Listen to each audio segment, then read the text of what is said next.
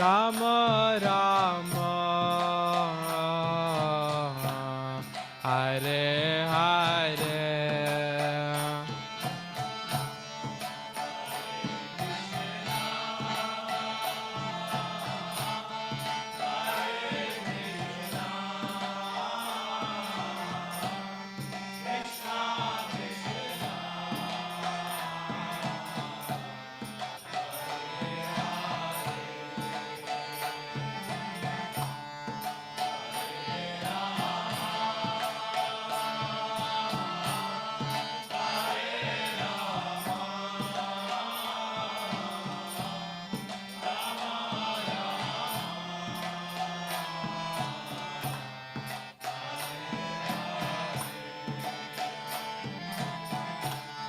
Hare Krishna, Hare Krishna, Krishna Krishna, Hare Hare, Hare Rama, Hare Rama, Rama Rama, Hare Hare,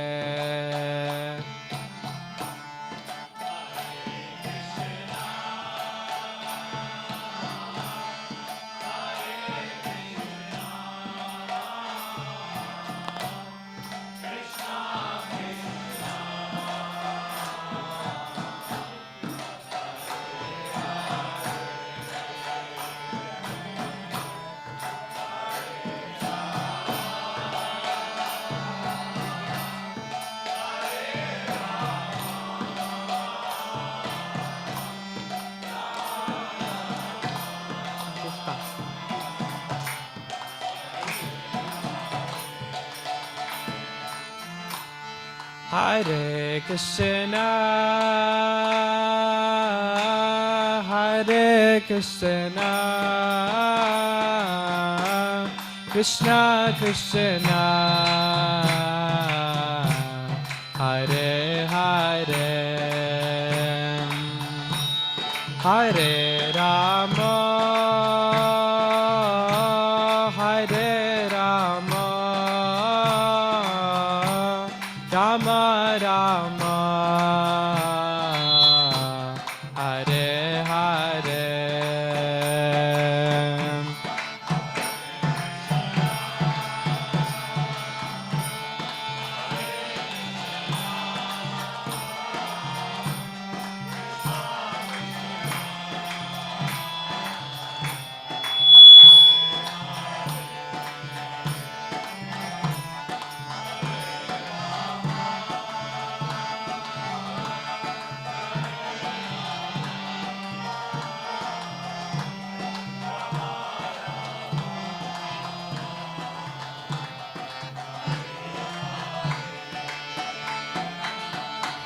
Hare Krishna, Hare Krishna, Krishna Krishna, Hare Hare, Hare Rama, Hare Rama, Rama Rama, Hare Hare,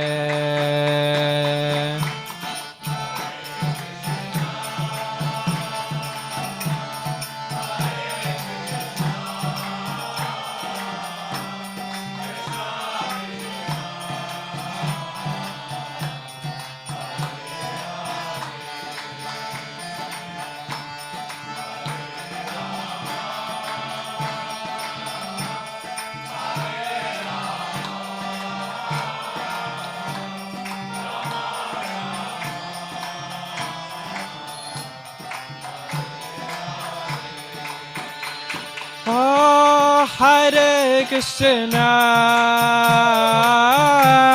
Hare Krishna, Krishna Krishna, Hare Hare, Hare Rama, Hare Rama, Rama Rama, Hare Hare.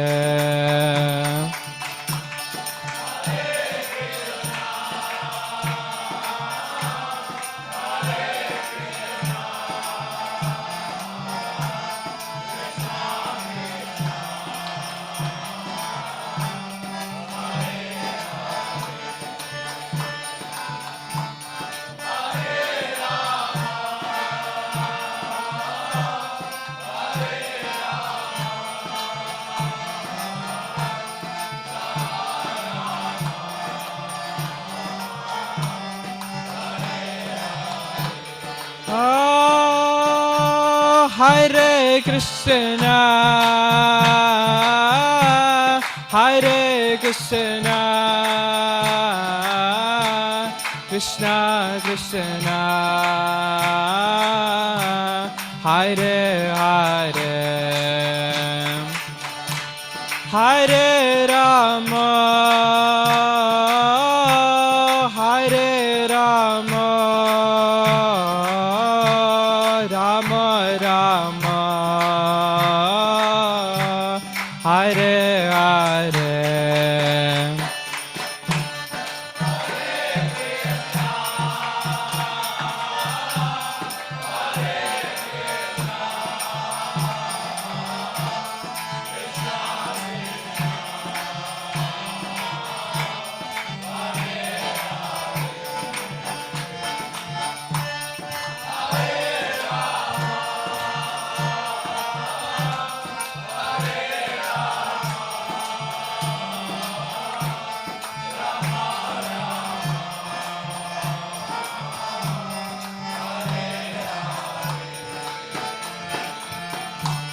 Hare Krishna,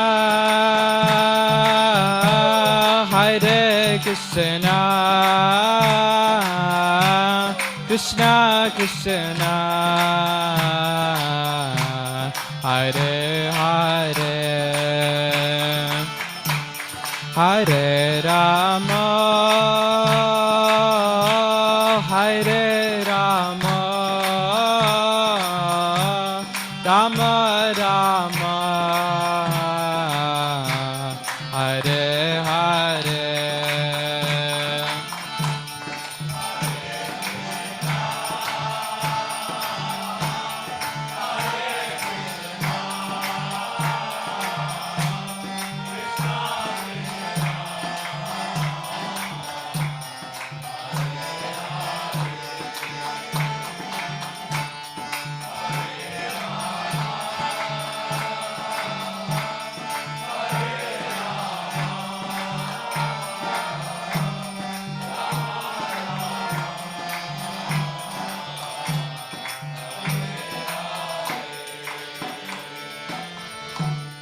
Hare Krishna,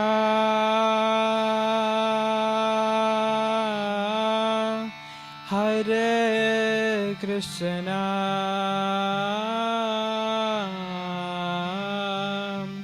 Krishna Krishna, Hare Hare, Hare Rama,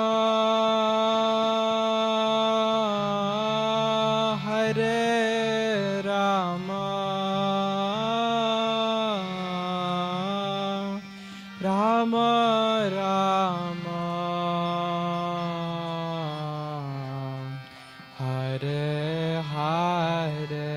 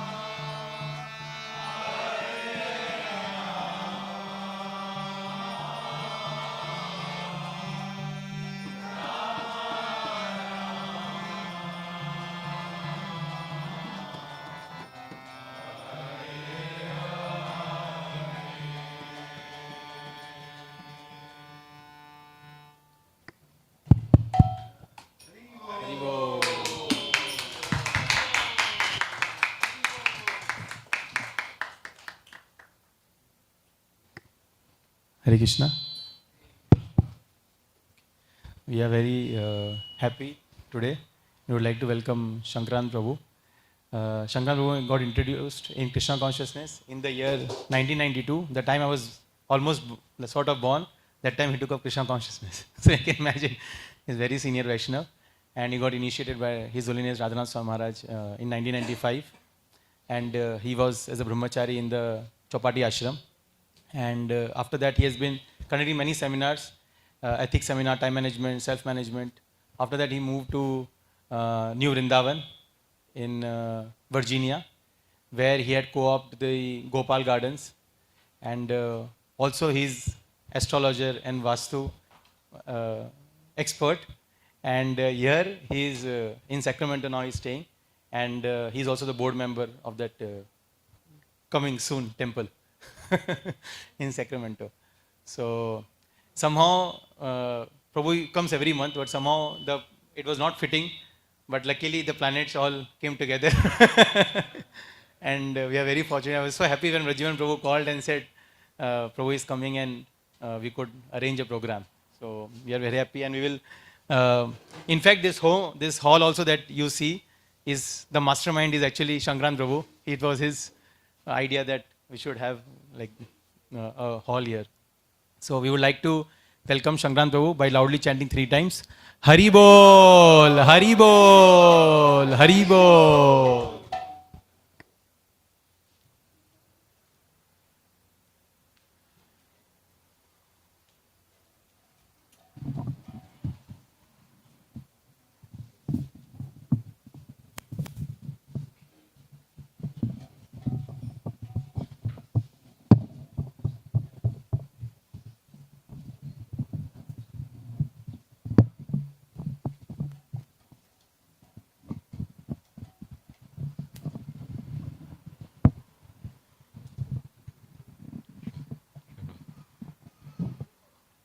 Hare Krishna.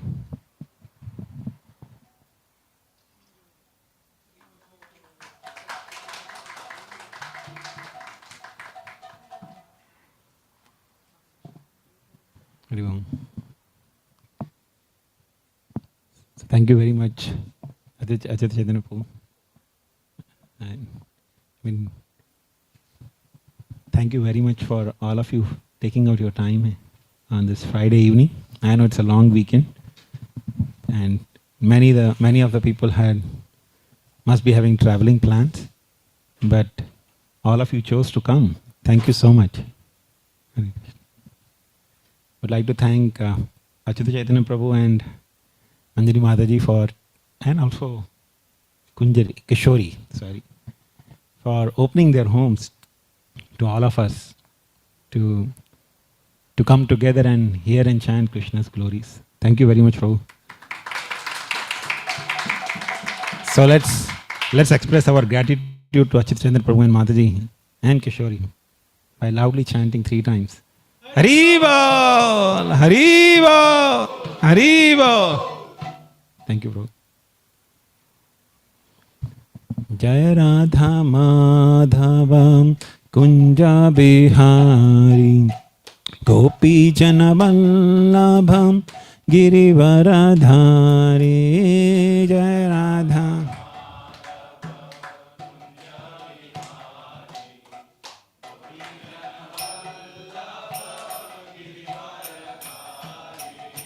Jai Radha Madhava Kunja Bihari Gopi Janavallabha Girivaradhari.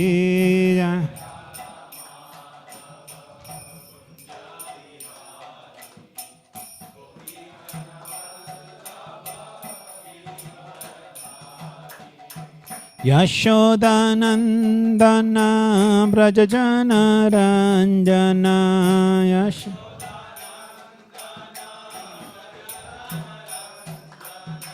Yashodanandana Brajajana Ranjana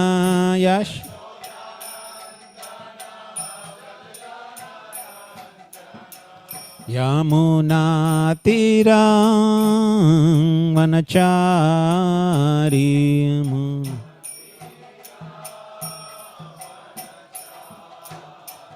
Yamunatirang vanacharim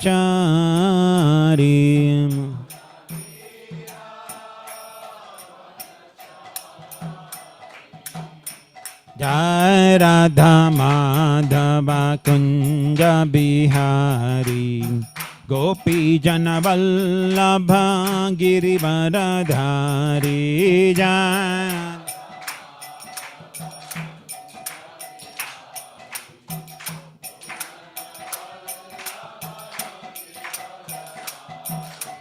Jai Radha Madhava Kunja Bihari Gopi Jana Vallabha Girivaradhari Jai Radha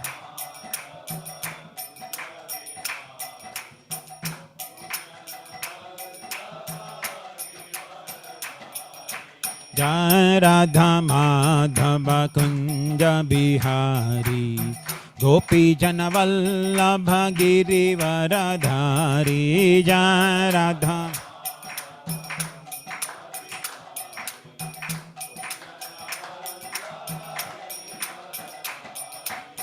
Yashodanandana Braja Jana Ranjana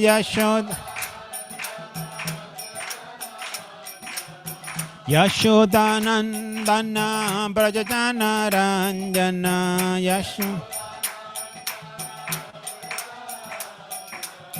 Yamuna Tira Vanachari Yamuna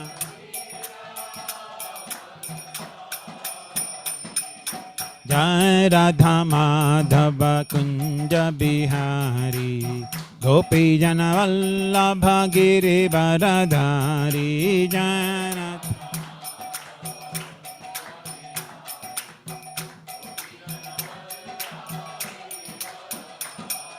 Jai Radha Madhava Kunja Bihari Gopi Jana Vallabha Girivaradhari Jai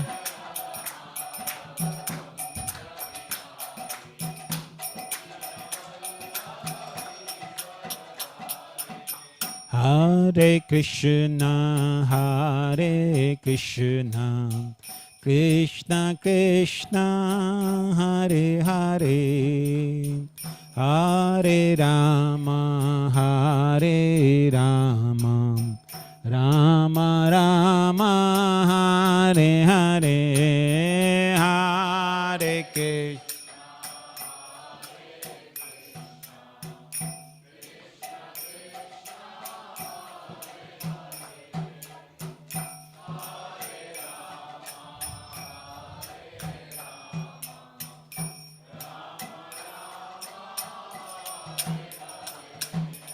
Hare Krishna, Hare Krishna, Krishna Krishna, Hare Hare, Hare Rama, Hare Rama, Rama Rama, Hare Hare, Hare Krishna.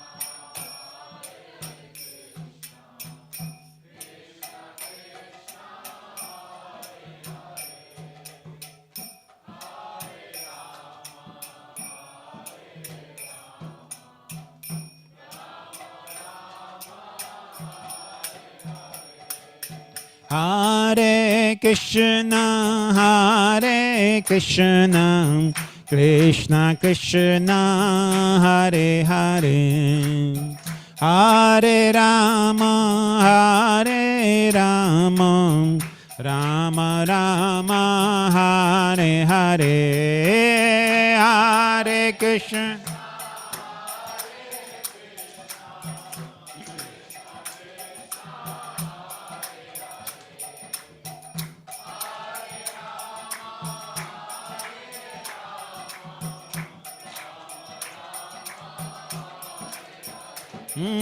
Hare Krishna, Hare Krishna, Krishna Krishna, Hare Hare, Hare Rama, Hare Rama, Rama Rama, Hare Hare,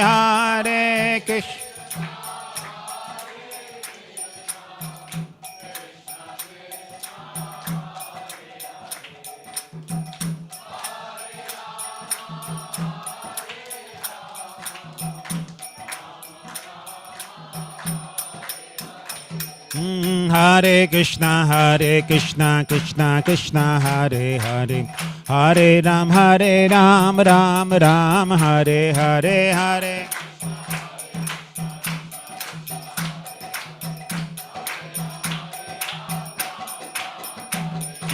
Hare Krishna, Krishna Krishna, Hare Hare, Hare Ram, Ram Ram, Hare Hare, Hare.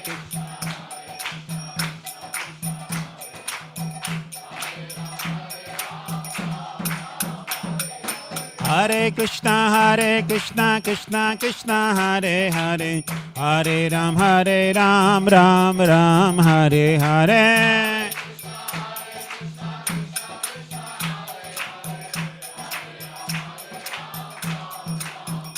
Hare Krishna, Krishna Krishna, Hare Hare, Hare Ram, Ram Ram, Hare Hare, Hare Krishna.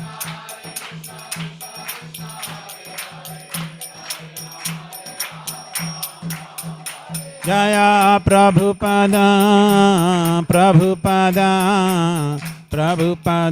Jaya Prabhupada, Jaya.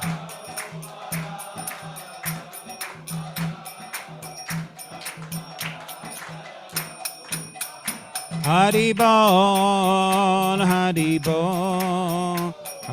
Bol, Nitai Gaura, Hari Bol, Nitai.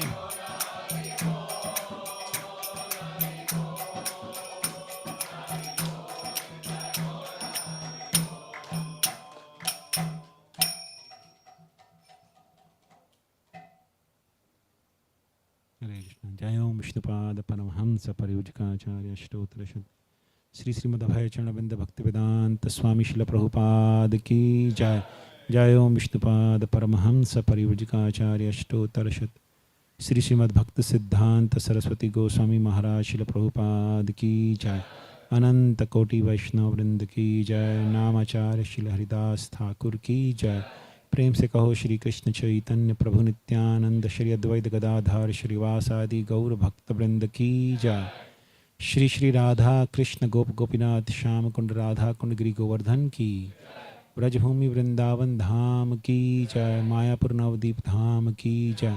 पुरुषोत्तम क्षेत्र जगन्नाथपुरी धाम की जय. गंगा माई की जय. यमुना माई की जय. भक्ति देवी की जय. श्रीमती तुलसी महारानी की जय. समवेद गौर भक्त वृंद की जय. निताई गौर Premanandi. All glories to assembled devotees. Hare. All glories to assembled devotees. All glories to assembled devotees. All glories to Shri Guru and Gauranga.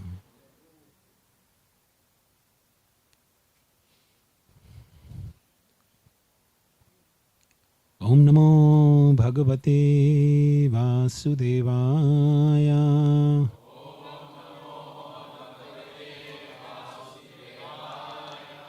Om Namo Bhagavate Vasudevaya.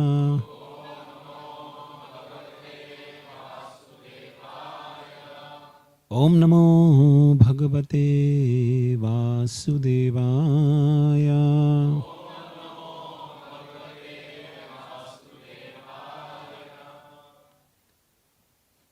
Om Jnanatimirandasya Jnananjana Chalakayam Chakshurunmilitam Yena Tasmai Shri Gurave Namah. Shri Chaitanya Manobhishtam Sthapitam Yena Bhutale Swayam Rupa Kadamahyam Dadati Swapadantikam. Vandeham Shri Guru Shri Yuta Padakamalam Shri Gurun Vaishnavamishcha Shri Rupam Sagrajatam Sahagana Raghunathanvitam Tam Sajivam Sadvaitam Savadhutam Parijana Sahitam Krishna Chaitanya Devam Shri Radham Krishna Padan Sahagana Lalita Shri Vishakhanvitamishcham. He Krishna Karuna Sindhu Deenabandhu Jagatpate Gopesha Gopika Kanta Radha Kanta Namostute Tapta Kanchana Gaurangi Radhe Vrindavaneshwari Vrishabhanu Sute Devi Pranamami Hari Priye Vancha Kalpatarubhyascha Kripa Sindhubhya Evacha Patitanam Pavanebhyo Vaishnavebhyo Namo Namaha Shri Krishna Chaitanya Prabhu Nityananda Shri Advaita Gadadhar Shrivasadi Gaura Bhakta Vrinda Hare Krishna Krishna Krishna Hare Hare Hare Rama Rama Rama Hare Hare Hare Krishna. Hare Krishna. So, we have read the book Chant Hare Krishna and Be Happy. How many of you have read that book? At least they have heard about that book. How many of you have heard about it? Okay. So there is a book called Chant Hare Krishna and Be Happy. Okay. So many times when that book is actually mainly for, just like you have promotional offers, sometime on the phones or different things they put a promotional offer. Get iPhone, latest iPhone free, right? Nothing comes free in this world. Everything comes with a price tag, with a hidden price tag. So similarly, this book, Chant Hare Krishna and Be Happy, is like a promotional offer. Of course, I think many of you went through this Discover Yourself course, right? Many of you went through. And in that we begin with understanding the goal of everyone's life is happiness, right? And the conclusion was, if you practice Krishna consciousness, then you can actually become happy. So let's try to understand today through some examples what happiness we are actually talking about.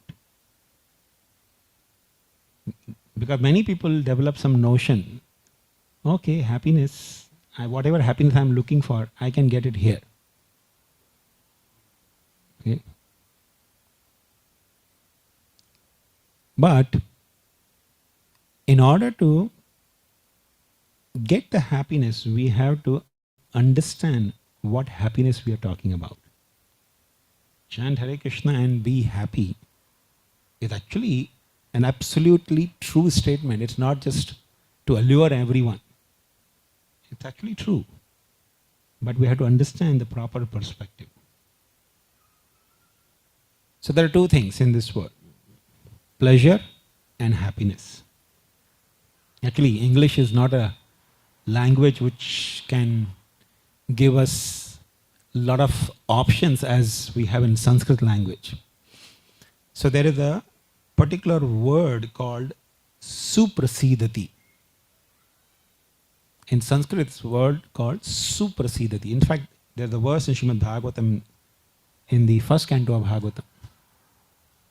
That word says, Munaya sadhu prishtoyam bhavadbir loka mangalam yat krita Krishna samprashno yenatma suprasidati. So the word suprasidati comes. So the word suprasidati is generally translated in English as completely happy or satisfied. That is the meaning of suprasidati. In English, that's how you can understand. So, two words in English generally we have. One is pleasure, one is happiness.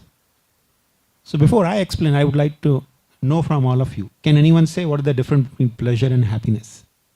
Can anyone would like to say? Yes?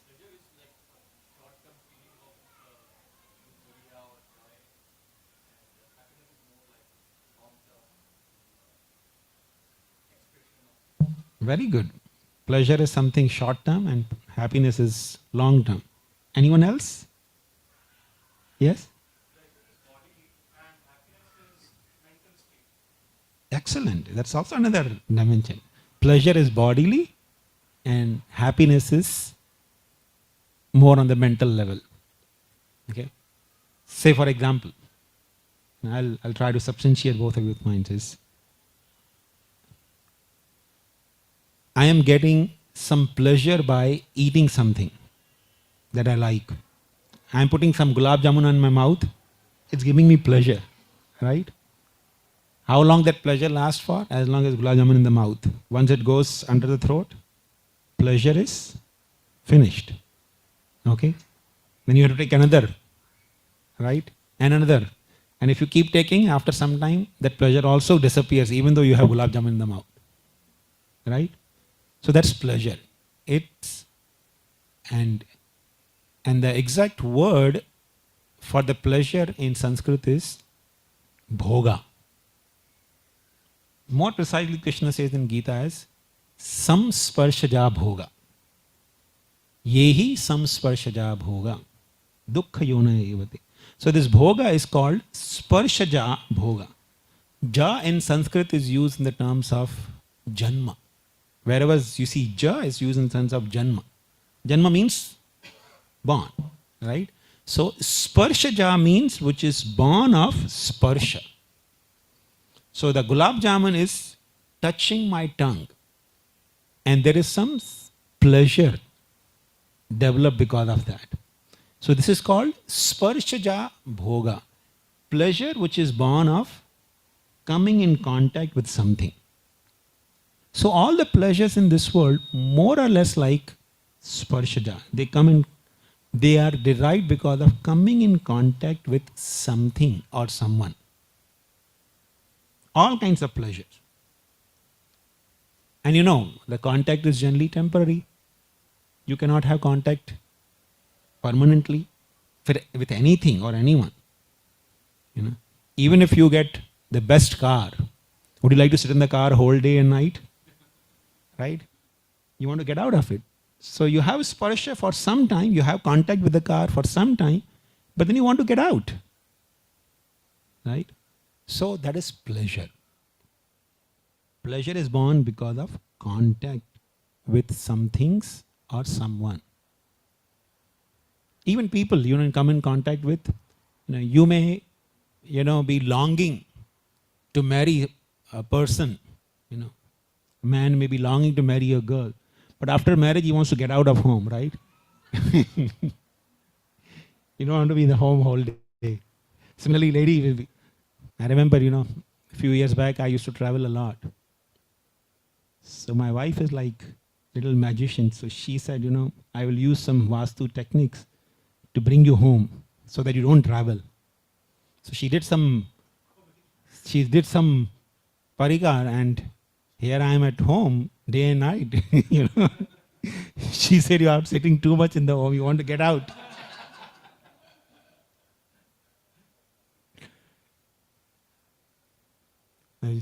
Now she is doing some technique to take me out of home.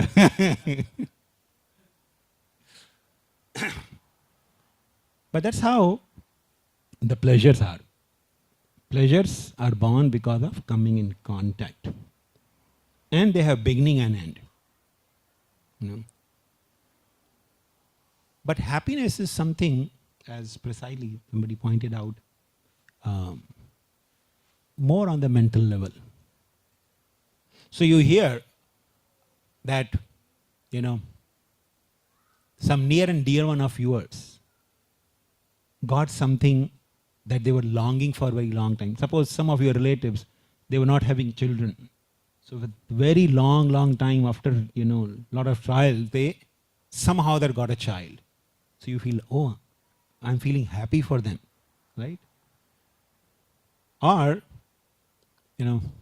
somebody's trying to get into some university and he gets the admission in there. Then you feel happy, right? So, happiness is more on the mental level. But word suprasidati actually has no appropriate translation in English. We say completely satisfied, but it is actually more on the, not on the bodily level,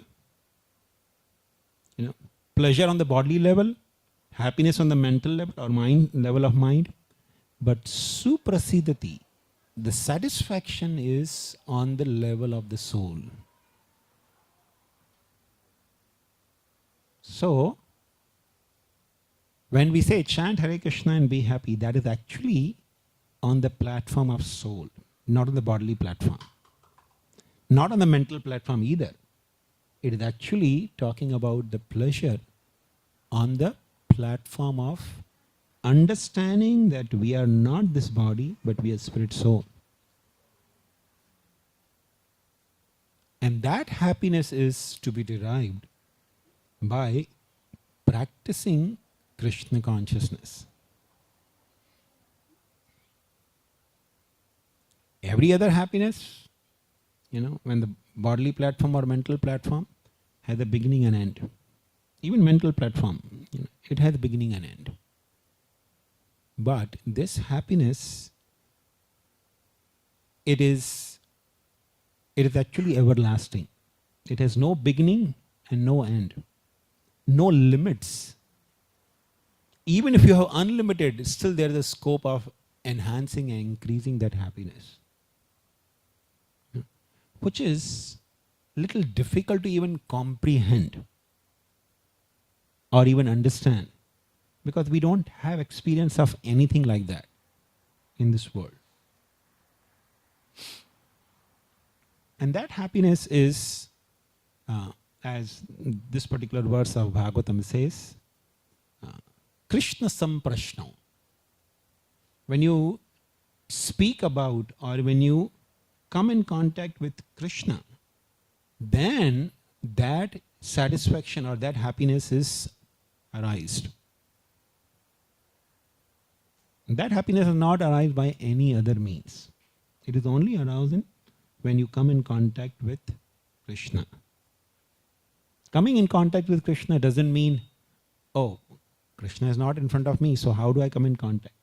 Coming in contact with Krishna through sound, through remembrance, or by any other means.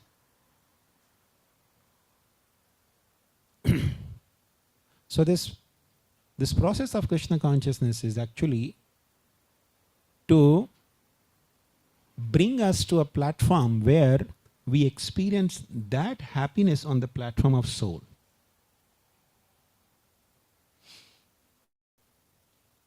You see, in this world, it is very, very difficult to find anyone who can say, I'm always happy.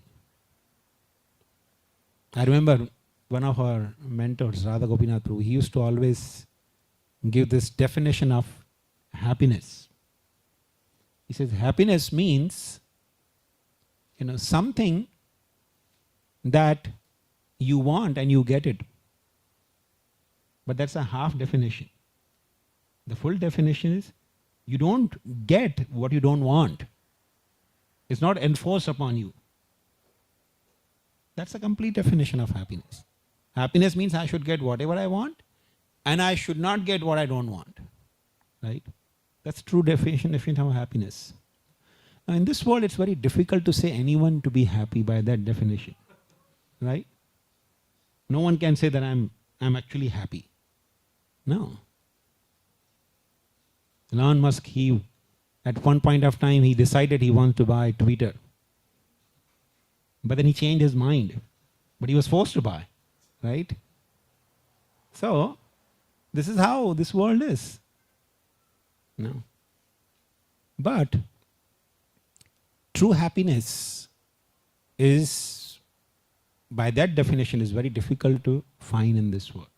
Nobody really can say. And actually we don't have control over the factors outside of us. Forget about outside. Even within our body, we have no control. We have very little or practically no control over anything. Sometimes, when you're driving, you think, oh, I have full control. See, I'm turning the steering on the right. The car is going right. I'm turning the steering anti-clockwise, it's going left. So things are under my control. But that's actually not true. You see, so many hundreds of cars are going around. You may have control over your car. What somebody else loses the control. It's so difficult. It's only out of illusion people think things are under my control. And even if things remain under our control, only for a very brief period.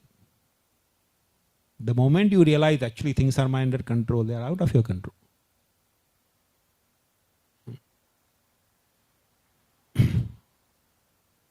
Danda janeya rajayena nadite tubai. There is an example given in Chaitanya Charitamrita. It says, the happiness that we experience in this world is like the moment of breathing.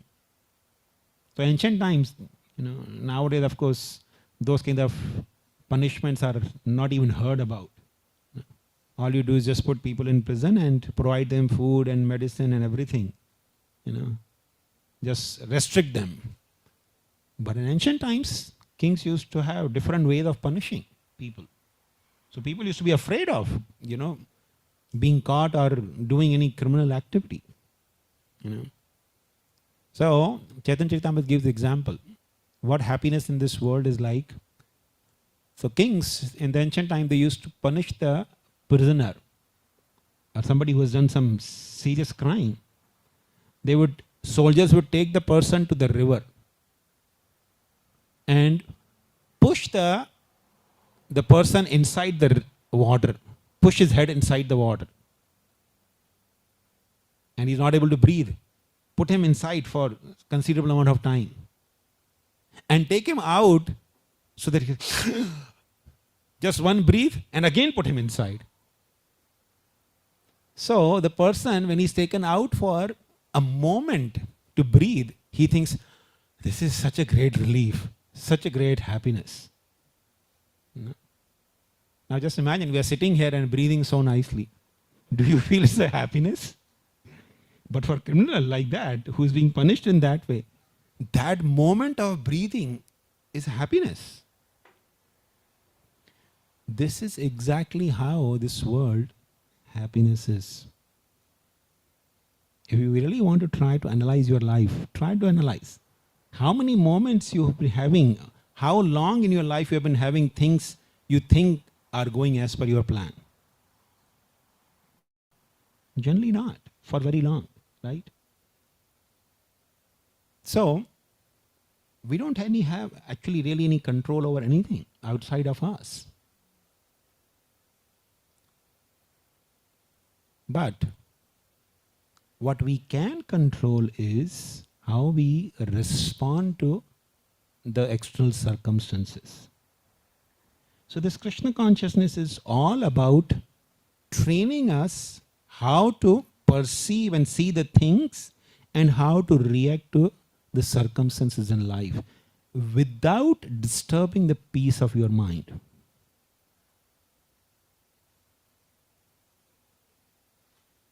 Now, say for example, those who think that once I come to Krishna consciousness, I start practicing Krishna consciousness, things should go smooth in my life. Take the examples from the scriptures, Ramayana, Mahabharata. See how many people who were actually devotees, they had peaceful life. Did Pandavas had peaceful life? No. They were great devotees, right? How many moments they had of peace? Yeah. But they were happy. Therefore you read in Srimad Bhagavatam, when Krishna is about to leave, after the battle of Kurukshetra, everything is settled and everything is happy now. Pandavas have become the king. Yudhishthira Maharaj is king now. And they don't have any more enemies. All the Duryodhana and his party are gone. They are dead and gone. But when Krishna is leaving, Kunti Maharani is telling Krishna, Krishna, please, don't go. In fact, as long as we had all these miseries coming in our life, we were seeing that you are always with us, supporting us. No?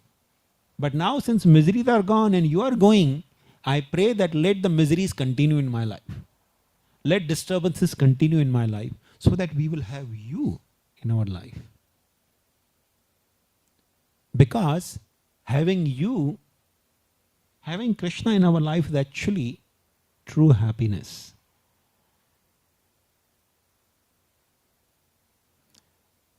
And the practical proof of that you can see is no matter what is going on in your life, no matter how disturbed you are, how things are topsy-turvy in your life, just go to a gathering where there is Krishna Katha, where there is discussion on Bhagavad Gita or Srimad Bhagavatam going on, and see how your life, how your consciousness gets immediately transformed. Within moments, the moment you sit and start paying attention to hearing the message of Gita or Srimad Bhagavatam, your consciousness is transported. You actually forget the miseries of your life. And it's not that you forget permanently. You forget at least during that time. But you may think, okay, well, I go out and again the misery is there. Yes. But you get the intelligence. Because once you are happy, once you are out of the distressful mode, you experience little happiness, you get clear wisdom how to deal with situations in life. When a person is too much caught up in the problems, it's very difficult to deal with the situations. But when you experience happiness and joy, then you can deal with the situations with much more efficiency and clarity of mind. So this practice of Krishna consciousness actually brings us to a platform where we actually become happy. You see, this body is only an external covering. Masamsi jirnani yatha vihaya navani grhanti naro aparani. Krishna says in Bhagavad Gita, this body is like a dress, like a garment. No? So if you're trying to get happiness or pleasure on the level of dress, but you're not nourishing the person, it will be very difficult. The situation will be very difficult. But when the person is happy and nourished, even if the dress is little bit not in good condition, you can still experience the satisfied life. No? So therefore, it is so crucial to nourish and satisfy our self, our Atma. Yen Atma suprasidati. Not just try to satisfy the body or our mind, try to satisfy the soul.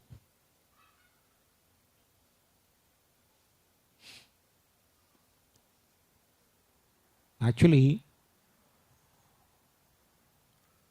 Parikshit Maharaj, he was cursed to die within 7 days.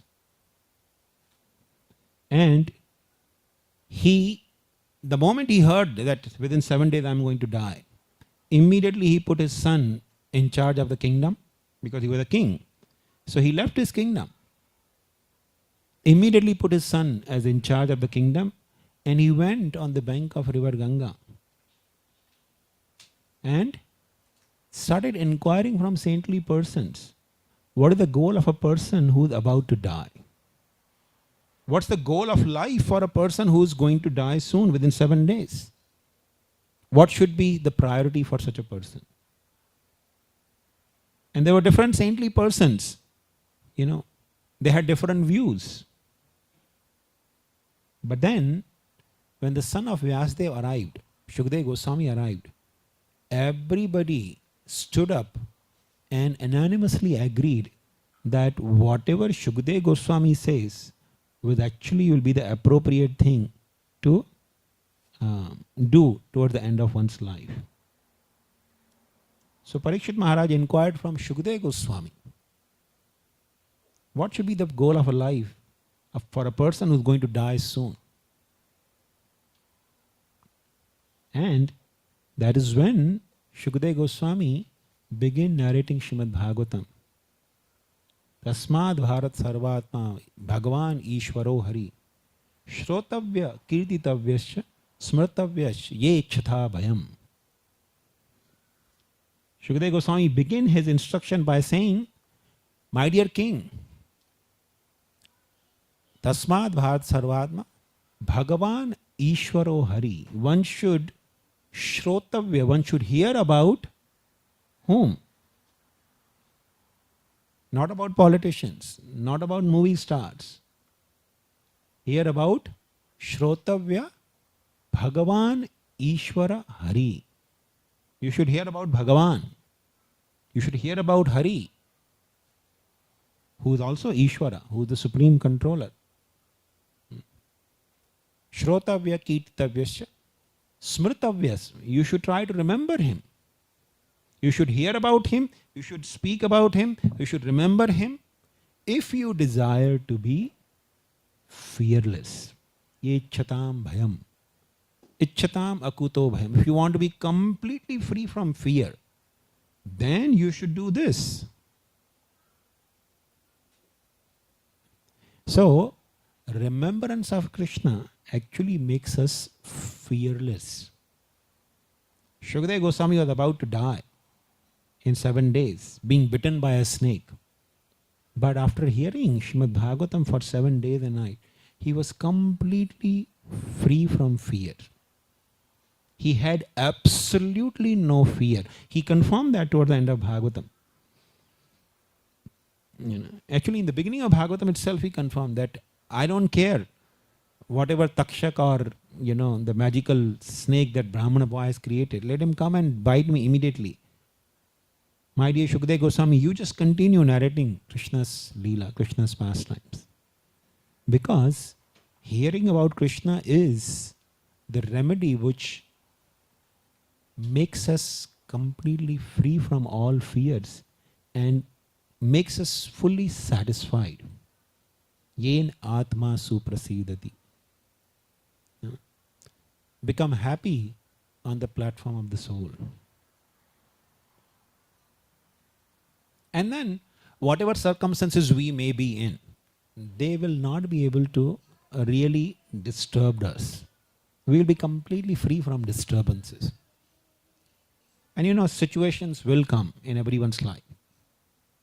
No matter who you are and what you are, situations will happen which will be disturbing our mind, which will be disturbing the peace of our mind. Nobody can say that will not come. It will come. If you think, oh, for a long time I didn't had, it's just around the corner.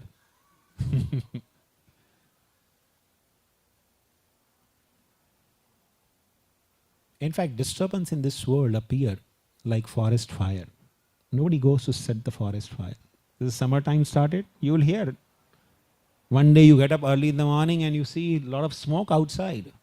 There is somewhere fire. Right? Nobody goes to set the fire, but fire happens. And that happens in everyone's life.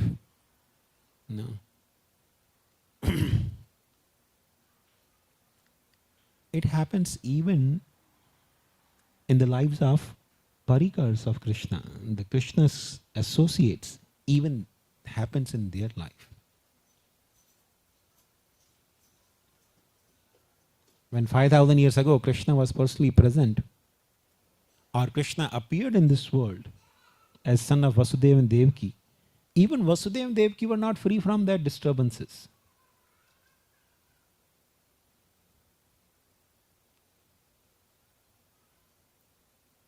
After hearing the 9th canto of the Bhagavatam, Parikshit Maharaj is actually telling Shukadeva Goswami, because he heard about so many Rajarishis, the kings who were great devotees of Krishna, and how they lived a life of hearing and chanting Krishna's glories. He heard about them.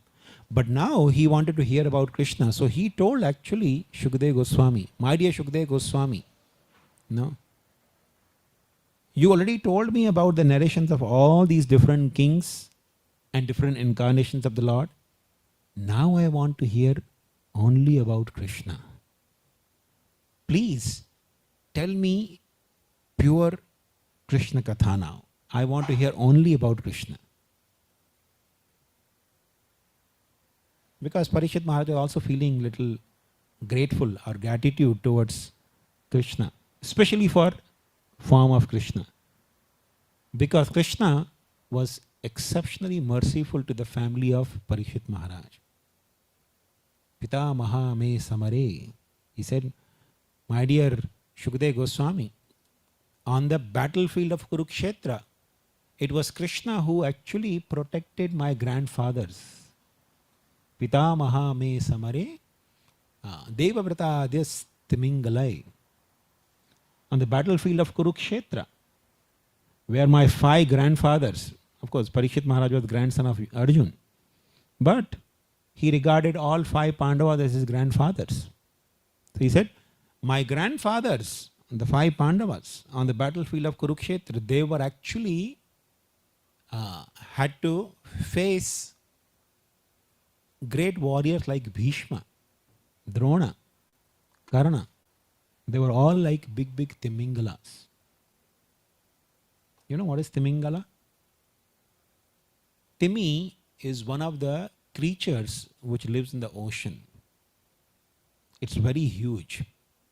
Of course, we don't get to see such creatures nowadays. You know, even Discovery Channel has not found that. But Timi is the huge creature which is said to be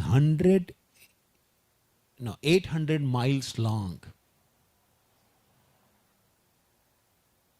It can eat maybe dozens and dozens of whales, big, big whales in one gulp. Such creatures do live in the ocean, in the depth of the oceans. So Timingala means one who can eat such Timi also in one gulp. That is called Timingala. So there are creatures like that. So Bhishma Dev was actually like a Timingala. And Arjun was like a small fish in comparison to Bhishma. So Parikshit Maharaj is telling to Shukdev Goswami that these big, big Timingalas like Bhishma, Dronacharya was the one who actually taught warfare to Arjun. You know? And Karna, of course, was a great warrior. And the skills, he was definitely superior to Arjun. You know, he was having a lot of advantages than Arjun. But Krishna, he actually, Shukdev Goswami says, he actually made all these huge ocean filled with Timingalas like a water contained in the hoof print of a calf. Like, you know, in the monsoon season especially, when the calf is walking on the street, it creates small imprints on the road. And if that print of the calf gets filled with water, do you need a big boat to cross over? You can simply step over. So, by the mercy of Krishna, my grandfathers, the 5 Pandavas, they crossed over the ocean of Kaurava Sainya Sagaram. You know, the ocean of the army of the Kauravas, which Krishna converted into a hoof print of a calf. And actually, of course, we don't discuss so much Mahabharata, but if you see, there were so many instances where Arjun was almost killed. No. Many, many instances like that. At one instance, it so happened that Karna, he was preparing one of his invincible weapon, which, when released, must take the target. So the chariot driver of Karna, his name was Shalva. He was actually the uncle of Mama of Nakul and Sahadev. Circumstantially, he was forced to take side of Duryodhana. Duryodhana tricked him. So he had decided that, because Duryodhana has tricked him to take side, but he will do the service still to Pandavas. So he was constantly discouraging Karna. He was telling Karna, you think you can match Arjun? You fool, Arjun is a great warrior, You are just like a small child in front of him. He will kill you like, you won't even exist. You have not even experienced Arjun's arrows. So in this way, he was constantly discouraging Karna. But at some point of time, Karna took out his invincible weapon. So Shalva thought, let me encourage him, because I have been discouraging him, let me encourage him truly. So he told him, constantly he was discouraging him, but now he told him, Karna, take the target of Arjun's chest. Because Karna was targeting Arjun's head. So he said, no, target his chest. Heart. You should target his heart. Karna thought, he has always been discouraging me. Now he's telling me to target the heart. I won't care. I will target the head of Arjun. I want to chop off the head of Arjun. So he targeted the head of Arjun, and that is time when Krishna, he put the horses to the ground. The horses went to the ground, so chariot went down, and because he had targeted Arjun's head, the chariot went down, it only took away the helmet of Arjun. Had he taken the target of the chest, it would have taken the head of Arjun. Right?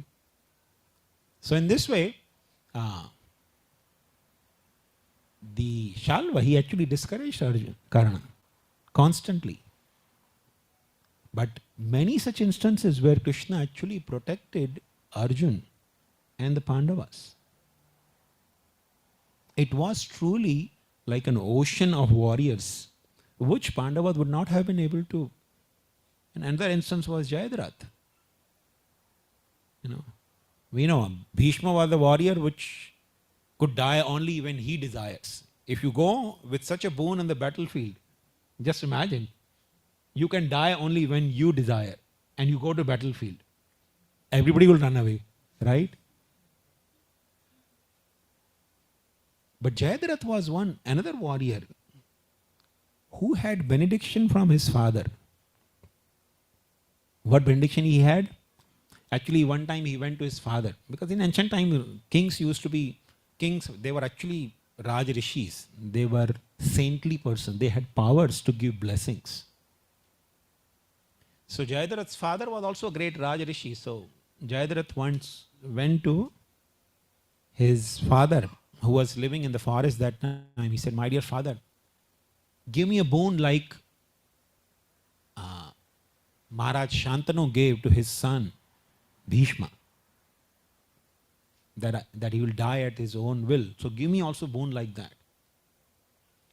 So his father said, well, my dear son, I am not Shantanu. I am not a great personality like Shantanu. So I cannot give you that boon. And you are also not qualified like Bhishma. But I'll give you another boon, which I can give you. I give you this boon. Anyone who kills you, that means anyone who, not kills you, he says, anyone who makes your head fall to the ground will immediately die. That very moment, his head will burst and he will die. So the words he said is, anyone who makes your head fall to the ground, that person's head will burst and he will die immediately. Now just imagine, Arjun didn't know this and he took the oath, I will kill Jayadratha before the next sunset. Now if he kills Jayadratha, he dies. If he doesn't kill Jayadratha, he dies. Right? So Arjun had to go through so many difficult situations. Pandavas actually had to go through so many difficult situations. Yeah. So when the time came to kill Jayadratha, Krishna told Arjun, use your arrow skillfully in a way that Jayadratha's head is chopped off but doesn't fall to the ground. Nearby his father is sitting in the forest and meditating. So make sure that his head goes and falls into the lap of his father. Doesn't fall on the ground, but falls in his lap of his father. So his father is sitting in the meditation, and here comes a head with all the blood, and he gets scared and he throws away the head. And as soon as he throws the head to the ground, his own head bursted and he died. So the boon that he gave to his son became the cause of his own death. No. So it was actually by the mercy of Krishna that the Pandavas could cross over such unsurmountable ocean. So Parikshit Maharaj was feeling naturally indebted to Krishna. And then he said, even my body was burned by the weapon of Ashwathama, but Krishna protected me. So please tell me about Krishna. So Shukdev Goswami actually begins telling about narration of Krishna. And the very first narration that begins is the appearance of Krishna in this world. So to the point that we have, till what time we go on, Prabhu? 8:15? Yeah, sure. We have question answer? Okay. So, he begins narrating that one time the earth was overburdened with the demoniac kings. So Bhumi took the shape of cow and went to Lord Brahma. Now in this universe there is the administration.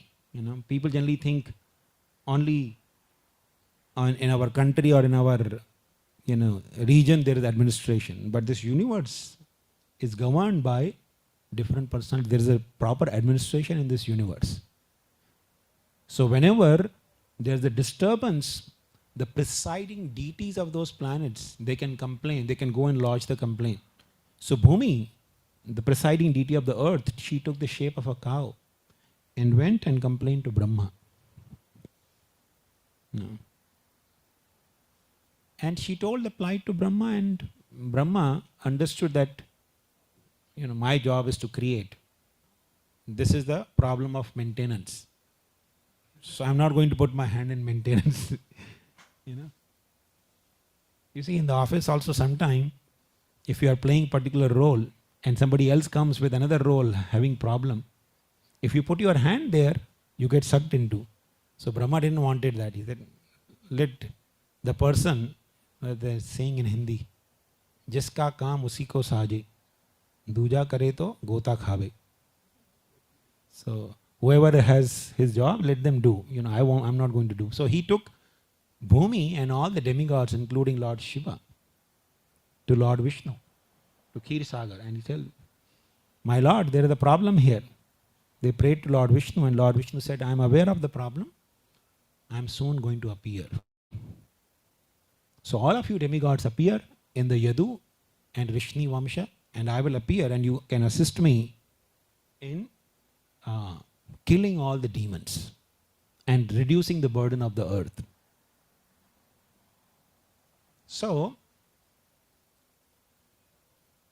in the Yadu Vamsha,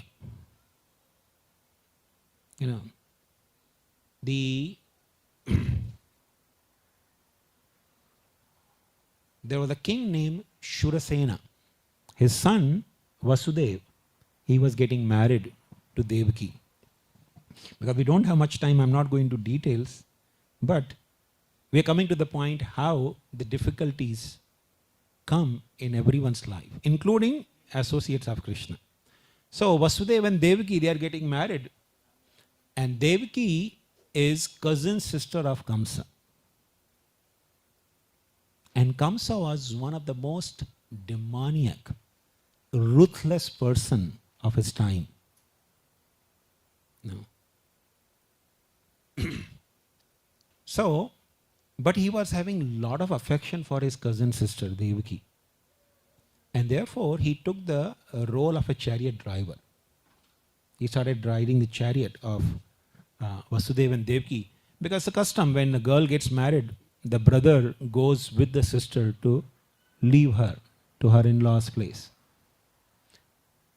This custom is followed even today, right? Generally, brothers goes with the sister. So Kamsa was going, driving the chariot of Vasudeva and Devaki, and that's the time when he heard a celestial voice. Actually, Kamsa was so powerful that not only he was well known on the earth, but he had even conquered the demigods, including Indra. So even Devas were afraid of him. But when he is driving the chariot of Vasudeva and Devaki, taking Devaki and Vasudeva to their home, a celestial voice said, Kamsa, you are such a fool. You are taking your sister, you are driving the chariot of your sister, but you don't know. The 8th child of this very sister will kill you. Now this was spoken by some demigods. Of course, demigods were afraid of Kamsa, right? How can they speak like this to Kamsa? Kamsa could recognize their voice, right? And could actually punish them. But because demigods heard from Vishnu, I am going to come soon, they had become fearless. Let's do. I see even a weak person, when he gets assurance from some powerful person, he becomes like lion. So therefore, the demigods, they were fearless. They made this announcement. Whatever happens, we'll see. Krishna is coming now to deal with this situation. And there's also another reason. The demigods, they know that Krishna has one peculiar quality. What is quality? He never picks up quarrel with anyone. It's not Krishna, he will go and pick up the quarrel with anyone. In fact, the Vedas, there's the proverb which says, Krishna is free from the tendency of spranging upon anyone or attacking anyone without any cause. He doesn't do that. Kamsa was torturing so much to everyone. Krishna was playing in Vrindavan peacefully. He didn't care to go to Mathura and kill Kamsa. Till Kamsa invited Krishna. He sent chariot and brought Krishna to Vrindavan. Similarly, when Lord Ramchandra appeared, he didn't care to go and kill Ramana. He was just sitting in Ayodhya very nicely. The demigods have to make arrangement, bewildering the mind of Manthara and polluting the conscience of Kekai and thus dispatching Ramchandra to forest. So, demigods also knew that Krishna is not going to kill Kamsa. Even though Kamsa is a demon, he is not going to kill him until unless Kamsa picks up quarrel with Krishna. And what is the best way? What is the other than, the best way is to actually make Kamsa torture the parents of Krishna. Right? So then, Kamsa is picking up quarrel with Krishna. He is tormenting his parents. So, as soon as Kamsa heard, he was expressing so much love for his sister. The moment he heard that Devaki's 8th child is going to kill me, with left hand he grabbed the hair of, he was holding the reins of the horse, horses. He let the reins go, grabbed the hair of Devaki. With the right hand he took out the sword and he's ready to kill. He is ready to kill his own sister to whom he was showing so much love and affection. You see, this may appear to be something too much, but there are people like this in this world. A lot of people like that. Shameless. The demons are generally shameless. They don't care what people will think of. Right now, people are thinking that I have so much love for myself. What the people will think, I don't care. No. So, Vasudeva and Devaki's life is threatened by her own brother. And Vasudeva had to deal with the situation. Even before Krishna appears, he had to deal with the situation. Just imagine. Right in front of his eyes, his wife is going to be killed. Devaki is going to be killed by her own brother. So Vasudeva had to specify him in so many words. First he says, my dear brother, how can you kill a woman? For a great warrior to kill a woman is shameful. And that woman is also your sister, your own sister. According to Vedas, you should never kill your relatives. No matter what they do, you should never ever kill your own relatives. No? And moreover, at the time of her marriage, you want to kill her? So he was trying to, invoke different emotions in Kamsa. She's a woman. How can a great warrior kill her? She's your sister. At the time of her marriage, you want to kill her? So many people are watching you. But Kamsa was not to be. And then he tried to give him philosophical justification. My dear Kamsa, why are you so much afraid of death? Death is born. The moment we are born, our death is born. Jatasya hi dhruva mrityu. He tried to give him a lot of counseling. Bhagavad Gita's instruction he tried to give him. Of course, Bhagavad Gita was not spoken till then, but not that Bhagavad Gita's instruction just appeared from Bhagavad Gita only. They have been eternally existing. So Vasudeva tried to give same wisdom. Nothing worked. Finally, he had to actually pacify Kamsa, saying, listen Kamsa, do you have any fear from Devaki? He said, no. So for now you are safe, right? You heard some celestial voice saying that 8th child of Devaki is going to kill you, right? But who knows there will be children or not. And even if there are children, I promise you that I will hand over all the children which are born of Devaki to you. Not just 8th. He said, you're talking about 8th child, I'll give you, other children also. So Vasudeva spoke very tactfully. He did not say, I'll give you 8th child. He said, you're talking about 8th child? I'll give you other children also. But he didn't say, I'll give you 8th child. Because Vasudeva is truthful. He will never speak a lie. And Kamsa knew that. So you see, when you're talking, you have to be talking tactfully so that you are never a liar. So Kamsa didn't speak a lie to Kamsa. Vasudeva did not speak lie to Kamsa. He told him, you are talking about 8th child, I'll give you all other children also. Don't worry. So, that convinced Kamsa.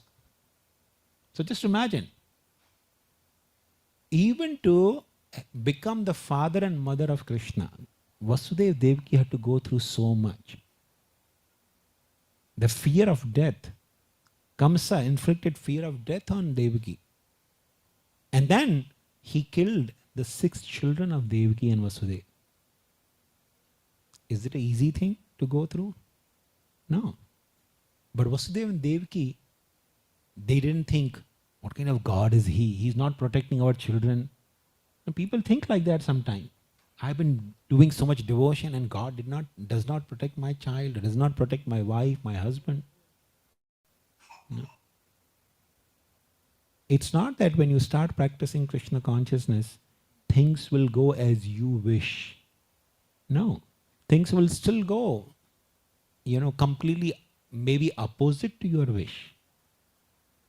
But when we take shelter of Krishna, when we practice Krishna consciousness, we get satisfaction of the heart. We become happy on the level of the soul. So any disturbances in our life doesn't really bother us. I'll just conclude with a small real life instance which took place almost 150 years ago. This is the time when, not 150 actually, Bhaktivedanta Thakur lived, so maybe about 100 years ago. So Srila Bhaktivedanta Thakur, once he lived, Bhaktivedanta Thakur is this Guru Maharaj of Srila Prabhupada. So, once he was approached by a British officer. This British officer, he came to Srila Bhaktivedanta Thakur and he told him, because he knew Bhaktivedanta Thakur is a great Vaishnava saint. So he told him that I was being preached by one Bengali gentleman. He used to come and tell me about Lord Chaitanya. And he taught me a lot about Lord Chaitanya. And I got convinced, I have been practicing now the teachings of Lord Chaitanya in my life. British officer was telling. He said, but recently I developed a great doubt. So Bhaktivedanta Thakur said, what happened? He said this gentleman, Bengali gentleman, he had a very beautiful young daughter. So she became diseased. So this person who used to come and tell me about Lord Chaitanya, he started increasing his devotion to Lord Chaitanya. He was intensely praying. Day and night he was chanting for his daughter. He was praying to Lord Chaitanya, my Lord, please, please protect my daughter. But eventually his daughter died. And he said, this gentleman, he completely flipped. And he said, actually there is no God. God doesn't exist. It's only our superstition that God exists. Actually, God doesn't exist. No. If God existed, He would have heard my prayers. People think like that. If God existed, He would have heard my prayers. In fact, this is how a lot of people in Europe and America became atheist. During Second World War, lot of men were drafted into army. Especially in US, we know a lot of people were drafted into army. So all their family members were going and praying, please let my husband come back, let my son come back, let my father come back. And many of them, they died. So all these family members became atheist. God doesn't exist. If He was there, He would have heard my prayers.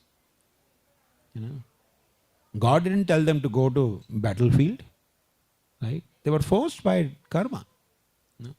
So, this British officer told Bhaktisiddhanta Thakur that this person completely flipped and became an atheist. Now he goes and tells everyone there is no God. How do I understand this situation? Because I understand that God exists. Sri Chaitanya Mahaprabhu is God. But this person is now, he was having so much devotion to Lord Chaitanya, but now he has changed. So Bhaktisiddhanta Thakur gave a very beautiful reply. He said that God or Lord Chaitanya that we worship and this person was worshipping, they are two different personalities. This person thinks God like his gardener, his Mali. You tell Mali, hey, go and water these plants. He will do it.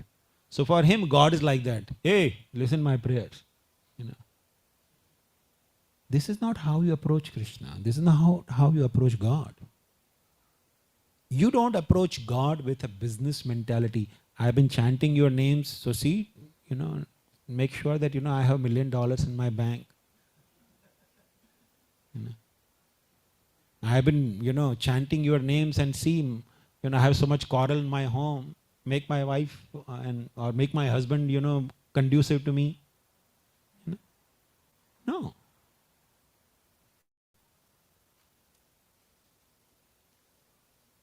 Of course, Krishna, people who practice Krishna consciousness, Krishna may do that. But it's not obliged to. We don't go to God with that. This is how people actually become atheist. They think, I will go and offer some, $1 worth incense to Ganesh and few dollars worth laddus, and he should make me pass my exams. Or he should fill my bank balance with $1 million. So I'm giving $5 and I should get $1 million. God is not so less intelligent that He'll take $5 from you and give you $1 million. Right? That's how people become atheist. When they go with inappropriate demands, inappropriate understanding of God, that's how they become atheist. Krishna consciousness is not to make us happy on the physical level, on the bodily or mental level. It is to satisfy our soul. The soul is satisfied by loving relationship. And that loving relationship begins with God. And then it permeates in our surroundings. If you don't have Krishna, if you don't have God in the center, and if you try to develop loving relationship with anyone, it will end up in bitterness. No loving relationship is possible without keeping Krishna in the center. So Krishna consciousness is actually teaching us how to love Krishna and extend that love to everyone in our surrounding, beginning with our family, our community, people around us, not only people, but every living entity around us. It goes beyond the boundary of community, nation, and it goes to even every living entity. So this is what Krishna consciousness does. It actually does not solve our problem on the superficial level. It uproots our problem right from the root by making us really happy. And that's why Srila Prabhupada compiled that book, Chant Hare Krishna and Be Happy. So I think we'll stop here. If anyone has any questions, please feel free. Yes, Prabhu. Thank you, Prabhu. My question is this. I totally agree with everything we spoke about in the last minutes and about trying to fulfill our soul desire to stay connected to God. Okay. On the other hand, one of my challenge now is trying to understand how to balance the fact that I'm a soul in a body with a mind, and these are instruments to relate with others, to do my service on this planet. And so it's also important to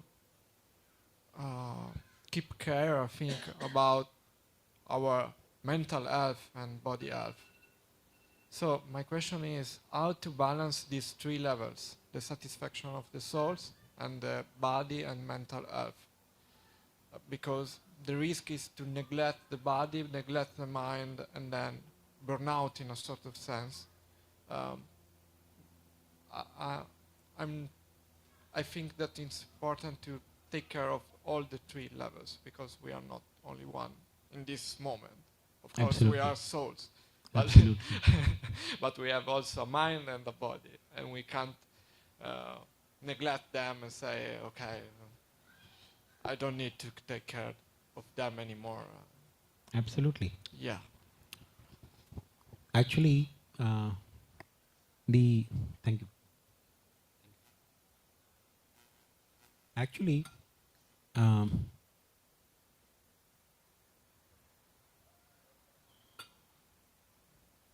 Upanishads, they give example of this body being a chariot. Of course, people used to use chariot ancient time, but nowadays they use car. So you can say car. The body is like a car. Okay? And of course, nowadays we have electric cars. We don't even have gasoline, so electric car. Okay? So body is like a car. Mind is the software within the car. Right? You have software, right? Which makes, keep the car in the lane. Lane watch. You have that feature. This is because of software. So there is a software in the car, and then there's a driver in the car. Right? So 3 levels. The car, the software in the car, and the driver in the car. Now suppose you are driving the car, you keep the car fully charged. Whenever the car is going low on the battery, you go to a charging station, charge it, and go. And if there is some malfunctioning of the software, you get it fixed. Right? So car functions nicely. You're doing journey nicely. But if you don't eat or don't drink anything, do you think your journey will be comfortable? No, right? Now, if you may eat nicely and don't charge the car, what will happen? Will the journey continue? No. You have to charge the car, right? So car's charging is required, and if the software is malfunctioning, you are, turning, you're making right and it going left, it's something problem, serious problem, right? So you don't want that either. You want to get it fixed. So all 3 are important. Okay. But among all the three, what is more important is the driver, right? The one who is driving the car. But yes, all three are important. So you cannot, you know, replace the needs of all three. I'll say, to make it more simple, you cannot replace the needs of the car with the needs of the driver, right? The driver needs to be provided with food and drinks, and the car needs to be electrically charged, right? You cannot charge the driver, you cannot provide the food to the car. It's not possible. It will not work. So both are important. So if you want the journey of life to be smooth, we have to take care of all the three needs: our physical needs, our mental needs, and our spiritual needs. Now, as far as physical needs are concerned, everybody is trained to take care of it. You don't really need any training for physical needs. You know, a person who never went to school or college, he also knows how to take care of bodily needs, right? So physical needs, you don't need any training for it. No. Unfortunately, our modern education system is geared towards giving you training to fill the belly, which is so ridiculous, such waste of time, of our time and energy. No. But the real training is to how to satisfy the soul. The birds and animals, they don't go to any school or university to learn how to fill their belly, how to enjoy the life on physical level. They don't go. Unfortunately, in our modern society, energy is so much misused to simply take care of training on providing the physical needs. Now you see, of course, I'm not saying that there is no need, absolutely no need of going into that training. You may use it. The birds never go to learn architecture, to learn how to make nest, right? Did you see any birds going to some architecture school how to make nest? You take the nest of the bird, throw it from the 100-story building, it falls on the ground, still will be intact, right? Such wonderful. Have you ever actually taken a close look on the nest of the bird? You even try to tear it off, you will not be able to. Such intricately designed, and the birds never get the training. The small birds, not that the father says, okay, get up, go bring some grass, I'll show you how to make the nest. No, they learn. Automatically they learn. Nobody teaches the birds how to procreate, how to create more children. No. Similarly, human beings also don't need that training. But the most crucial training is training for understanding who we are, what is the soul, what is God, what is the relationship with God, and why we are here in this world. What is the goal of my life? Why I have been placed in this world? That's the real purpose of education. But yes, we need to strike a balance by having the guidance of a guru or a teacher, spiritual teacher, spiritual master who guides us how to strike the balance. Take care of your bodily needs, but keep the focus of satisfying the soul. That should be the focus. Bodily demands are fulfilled in due course of time. You don't have to really keep that as the focus of your life. That is fulfilled, without much endeavor. With little endeavor, you can fulfill that. Is that true? That makes sense? Yes, thank you for the answer. Yeah, this question starts from my experience in my spiritual path in Bhakti Yoga. Sometimes I get in touch with people that start to neglect their body and mind. Okay, I have Krishna conscious, top. I also treat bad my body, treat bad my mind, and that can also conditionating also other people around that person, the consciousness. But I always liked the sentence, the body is the temple of the soul. So it's something that we need to take care of in order to do service, not to neglect. Otherwise, if the body doesn't work, you can't do service. So I think it's a switch of consciousness, how to use our body and our mind in service of the Lord, and not how to get off the body and mind and to not relate with them anymore. That can be really dangerous, in my opinion. And at the beginning can be really easy, to get in this mentality. Exactly. Yeah. Thank you for the Thank answer. you. Thanks. Yeah. Any other question? Yes. Ma'am.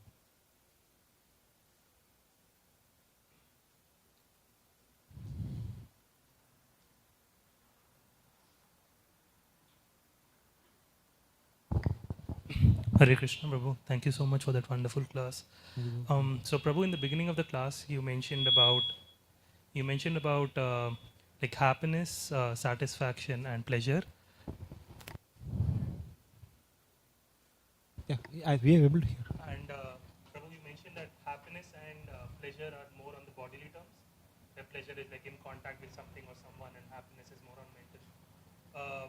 But don't these concepts also exist in spiritual world, like spiritual pleasure and spiritual happiness? If yes, then how would we define that? On the spiritual level, yes, there is the concept of pleasure, but that all is defined as, the word that we use in English for that is called ecstasy. So the pleasure on the spiritual level is generally said to be ecstasy. Of course, again, as I said, English is a very limited language, but the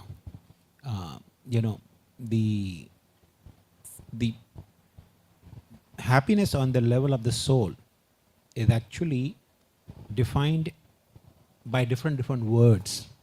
The topmost expression of that happiness is prema, which is experienced in many different ways.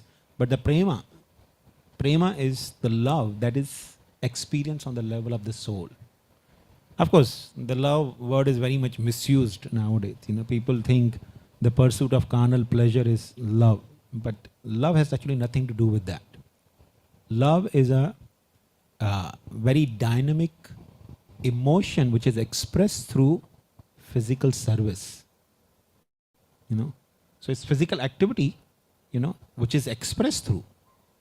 But the love is the highest form of happiness or joy one can experience. And that love, as I said, you may try to extend the love with people in this world, but it will not last for very long. It will turn into frustration. Like, Srila Prabhupada gives example. Gandhi, he loved the country. He loved the country, but was he happy fighting for the country? Toward the end of his life, was he happy? No. He was so frustrated. Right? Whole life he fought for independence. Was he happy towards the end? No. Was people happy with him? No. They killed him. Right? So no matter how much love you express for people in this world, it will end up in frustration. And why do you even go to Gandhi? You can see nowadays, people say, oh, I love you so much, I cannot live without you, and after 2 years, I don't want to see your face. Right? File divorce. Right? So, this is the proof in front of our eyes, right? So, love is actually possible only when keep Krishna in the center. Then that love actually expands with people and all the living entities around us. Make sense? So prema is a word which is used in Sanskrit for that. Prema and Prema Pumartho Mahan. That's actually the ultimate goal of human life, to experience prema. And prema is actually experienced in many different emotions. People generally think prema means you always happy. No. Prema actually has so many different shades. There's a weeping in prema. Now you say, for example, it's actually very difficult to comprehend now because nobody taught these concepts from us. Nobody really studied the scriptures. So nobody is even taught about these concepts. Now just imagine how many genres of movies exist, right?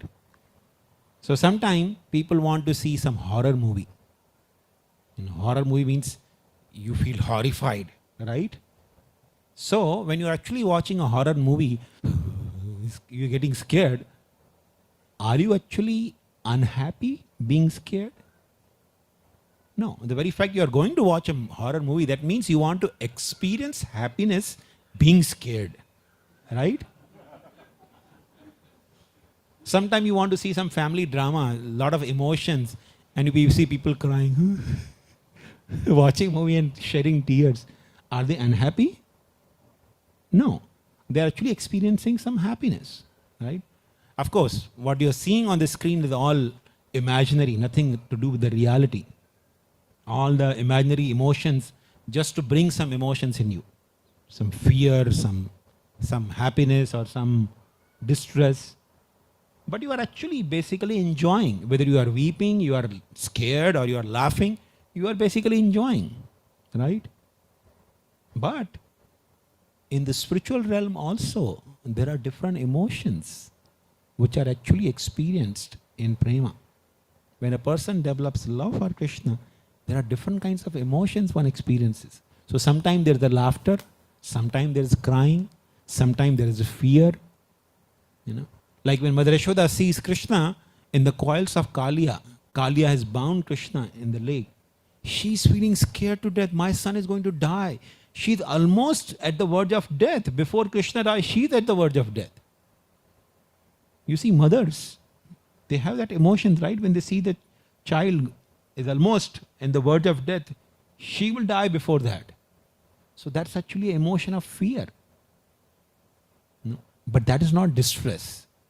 In the material world, it is seen as a distress, but in the spiritual realm, it is actually a happiness. It's called ecstasy. So, in Krishna consciousness, it's not that there is only one monotonous kind of emotion. There are a lot of different kinds of emotion. And if anyone is interested, they can read a book called Bhakti Rasamrita Sindhu. That has a lot of details about this subject matter. What kind of different kinds of emotions are experienced in highest ecstasy of love. Okay? Okay, so I think we'll stop here. Thank you very much, everyone. Is we stop or we? Sure. Thank you very much, everyone. Hare Krishna.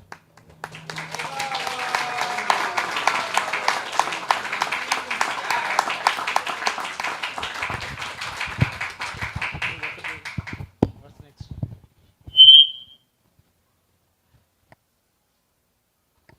Yeah, bro, Prashadam. Prashadam? Yeah. So, let me see the. Yeah, 40. We can have Prashadam. So, we'll now have Prashadam. Is Premananda? Go inside. We'll sing Prashadam Premo? prayers. Since he's here, we don't want to miss the opportunity. Sing.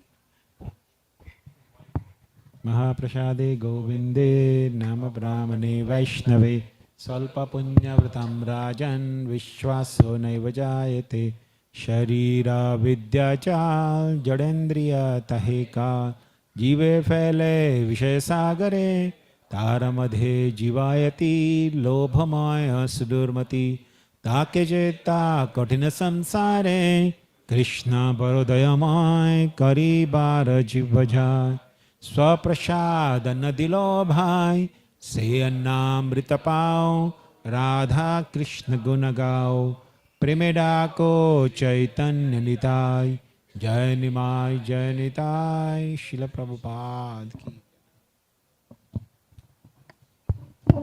thank you Shankaran Prabhu again for the wonderful class and the Q&A session as well. Many of here we are seeing devotees for the first time. So we have regular classes on Thursday, Friday, Saturday. So if you want more information, you can contact me, or Nikhil Prabhu is also there, who is taking care of the mic, or Ramesh Prabhu is there. So you can ask any one of us and we can share more details. Yeah, the prasadam will be served inside room. And Prabhu comes only once a month, so please take the opportunity. If you have any questions, anything you want to discuss, feel free, he's here. So yeah, take full opportunity of that. Hari Bol.